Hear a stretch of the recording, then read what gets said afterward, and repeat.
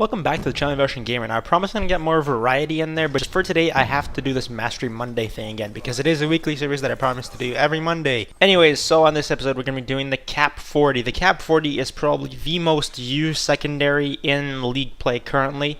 Even though it's been banned in competitive, it's still allowed in League, and it's one of the two guns that's been banned out of competitive. The Cap 40 and the FAL that wasn't banned to start off the game. There's a bunch of launchers and shit like that are banned. And so yeah.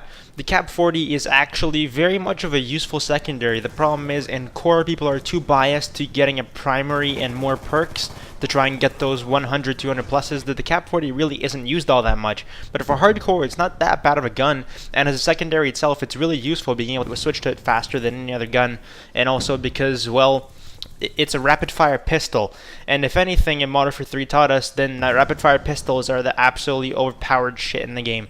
And so there it is, the Cap 40. It only has 15 bullets in a mag, which isn't that great, but also isn't that bad, because what do you want from an automatic pistol? It can kill people in 5 shots. And so the Cap 40, it used to be a 3 to 4 shot kill, but after a patch, it's usually a 4 to 5 in core now. In hardcore, it's a 3 to 4. And so this is why I did all the challenges for this gun in hardcore, because, well, it's a lot easier for me to at least get the kills, and I'm okay at hardcore, so I can at least, you know, guarantee myself a decent gameplay while playing hardcore. This gameplay is in core currently, as you can see, because we have a constant radar and an HUD and shit like that. Anyways, so in a hardcore, basically challenges for this gun, 100 headshots. It's basically like any other SMG you've done before. 100 headshots. Then you're going to have 30 revenge kills, 150 kills with no perks, 150 kills with no attachments, 20 double kills, and 10 bloodthirsty medals, and that is your gold camo. Now, to get this thing diamond, you also have to get gold for this, the Executioner, the B-23, the TAC 45, and the 5.7. Those are the pistols. To get diamond for this, you need the rest of the pistols. So that's basically the gun. Now, it's not as bad as people think it is, because, well, the pros used it for a reason, and it was banned for a reason, because it's just so good. And in hardcore especially, it does quite a bit of damage at a longer range. This is why, for some reason, long barrel isn't even that useful. In hardcore, it kills fast enough so that the only attachments you really might ever need could be reflex sight. I definitely suggest reflex on any pistol going for headshots, because, well, reflex increases accuracy so much. The iron sights in this gun aren't that great. It's this little square box, and at a certain range it becomes almost impossible to aim solely for the head, and so that's why I really recommend red dot for this weapon. Now, also with red dot, you could use extended mags if you really feel like it. I really don't need it. Now, as perks, I would suggest running just lightweight, because if you're playing hardcore, then you really don't need ghost. And you're not using a silencer, because silencer on this weapon is useless, so you really don't need ghost. As perk 2, I'll suggest toughness and possibly fast hands to be able to use shock charges faster.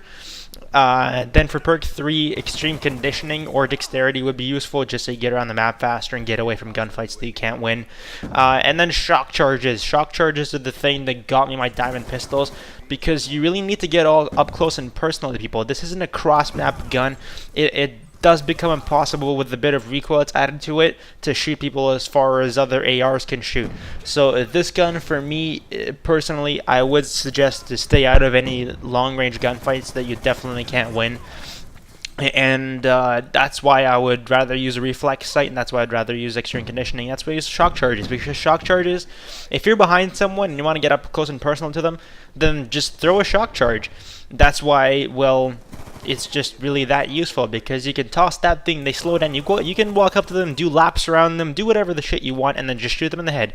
That's perfectly fine. You could also substitute one of your perk 2s for scavengers, so that you could replenish those shock charges, and that is really useful for getting those bloodthirsties. Now, after the 100 headshots, which is pretty self-explanatory, you're going to do 30 revenge kills, which is practically in any game mode going to the same spot you got killed by, or just predicting where the person is going to go based on logic. And there's a lot of people in the COD community that don't use logic, so that might challenge be a little more difficult. But, you know, if you get lucky enough, you can get a large amount of revenge kills in one game. Now, perks, no attachments, well, that's pretty self-explanatory. Run no perks and no attachments. In this case, I would definitely, in any other, with any gun, I would really, no perks and attachments, I would run Tactician and just put on 2 shock charges and 2 concussions. I would toss those things for days, because at least they make it easier for me to kill people. Why not make it easier for yourself to kill people? And then for double kills, really they come to you. If you want to make it easier, use extended mags, because then you don't have to reload between kills that take you more than about 10, 11, 12 bullets. And that's practically it. You really can't try for double kills unless you play an objective game mode where you need more than one guy to cap an objective, like, I don't know, for example, Headquarters or Domination or something. Play those. I really didn't. I played just hardcore for every pistol, for every challenge I got for every pistol. And then for Bloodthirsties, again, I suggest shock charges, because this gun isn't that great at every range. You can't really be running it all around the map because it's not as versatile as you would really want it to be effective at killing people at any range, especially in hardcore. People can cross-map you with 2 shots with a foul. So I would definitely suggest picking an area and just blocking yourself off a shock charge. That's what I was doing. A place where I got a lot of my Bloodthirsties was on Plaza. I would just toss shock charges at the 2 places you can get on the rooftops and just wait. And that was my strategy.